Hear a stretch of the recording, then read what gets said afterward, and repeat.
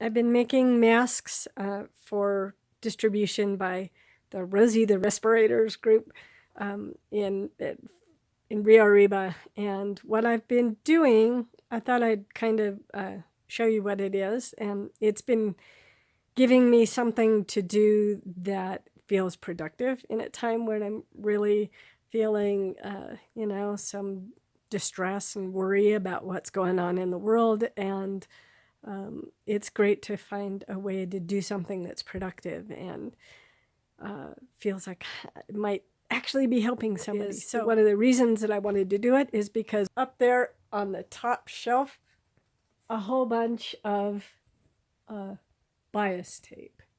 And bias tape is actually a really helpful thing to have in making these things. We also have the sewing machine, and this sewing machine is the Necky Supernova Julia, and it's one that my mother bought in 1964, and which I have put back into a really hardworking service now. So it's a workhorse of a machine, and it's really helpful. You also can see that we have a whole bunch of fabric on the shelf, but the fabrics that we use are not really super helpful for making masks. So I've been buying that, or also I've had used a bunch of donated fabric.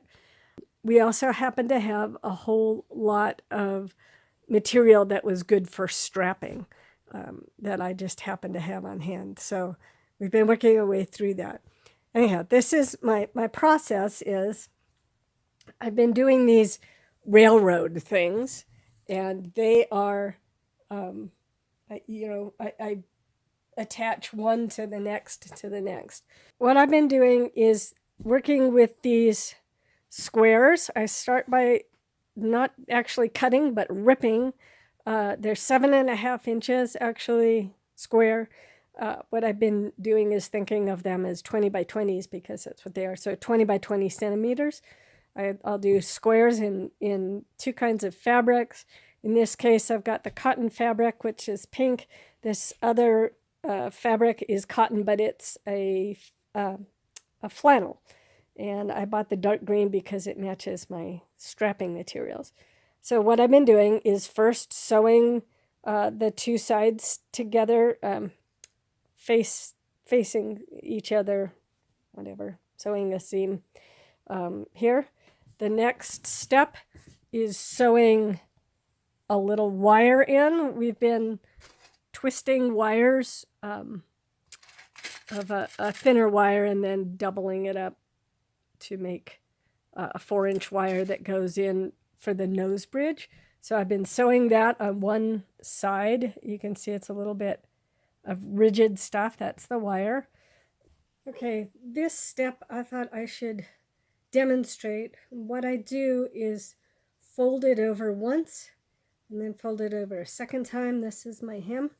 I'm gonna put it under the presser foot and sew just a little ways, and then put in my little wire. I can get one. And I'm going to slip it in this little pocket here, right at the center, hopefully. And then sew this down. I often have to stop it and move it, correct it just a little bit. And I'll go from one of these to the next, and one of these days I'll find out how many are in this whole train of masks that are in this batch. But I'll just go from one to the next, and that works really well. I'm less likely to tangle up or break the threads doing it this way, and I'm probably wasting a lot less too. Okay, this is the sides hem, and I'm still doing this kind of railroad technique of going from one mask to the next without a break. And again, I'm making sure my fold stays put while I sew it down. Okay, the next thing that we're going to do is to pleat these masks. And after discovering somebody else's video on Facebook, I thought that I'd try and find a really easy way to do it. So this is the mask on the pleated mask on my press, and what we're going to do is go through the process of actually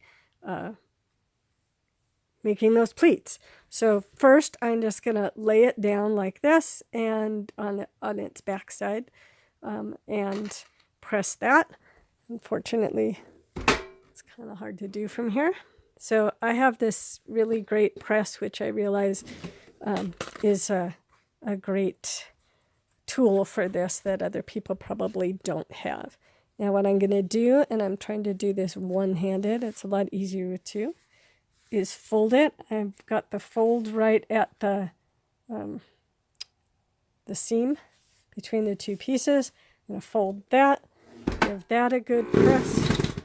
I'm leaving this other one in so it can get some more pressing. So while I'm doing a lot of pressing on this, on the new piece, I'm going to leave that pleated one there. Now what I'm going to do, this is the actual pleating part. I'm going to take this, I'm going to fold it up, and it's about 2/3. So I'm going to fold it up from the bottom seam, fold it up from the bottom, and then fold it down from the top, and it looks kind of like a little envelope. And I'm going to take that and fold it, press it. Now I'm going to unfold it. And now what I have is, this is like 1/3, I don't know, 3/5 or 2/5, maybe 2/5, 1/5. And what I'm going to do is to take these. This is also much harder to do with just one hand. It takes no time at all with two hands, but I'm holding my phone. And I'm going to, it's really easy to get this pleat. Now, it's like thirds, right? This one I've been spraying and pressing that into place. And now that is it. So I'm going to take the other one out. Now it's been pressed to a crispness. So what I'm going to do is open these up. Okay, I'm going to lay it down with the outward facing side, the good side here. And what we're going to do is to put these, the bias tape has a folded side, and it has these little, I don't know, smaller folds. Our strap is going to go in here. So we're going to sew on this side, and we're going to sew it into these edges. So I'm going to get this to the bottom seam. I'm going to lay the bottom of the bias tape on the bottom seam, and I'm going to put my pink layer on top of that. And if I'm lucky, it'll just fit perfectly. Sometimes it doesn't, and I'll just add some extra folds in some creative way. So now I'm going to put it in the machine, lower the foot, and I'm going to first sew just a little bit, back it up so that I've anchored that part of the seam. I'm going to go all the way down. And another backing up here at the end. And that's one side.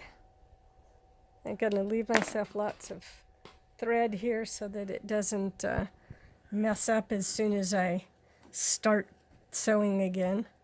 I'm going to do the same thing. I'm going to try and line up this edge. And they're as lined up as I can get it. I'm going to go stick it in the machine. I'm going to do my backing up, sew it, and then anchor it again on this end.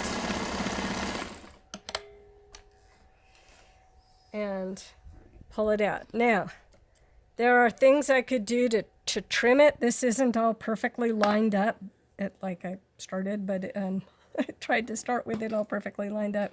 It doesn't need to be real precise, but the gist of it is that now I can turn it right side out, and magically these little things will stick out.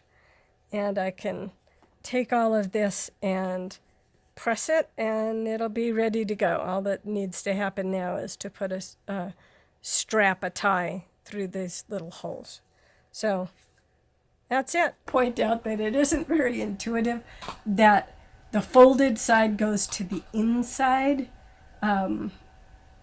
because it's going to stick out. That doesn't make a lot of intuitive sense, and it took me a lot of these masks to trust that this was going to work, but it does, and it's great.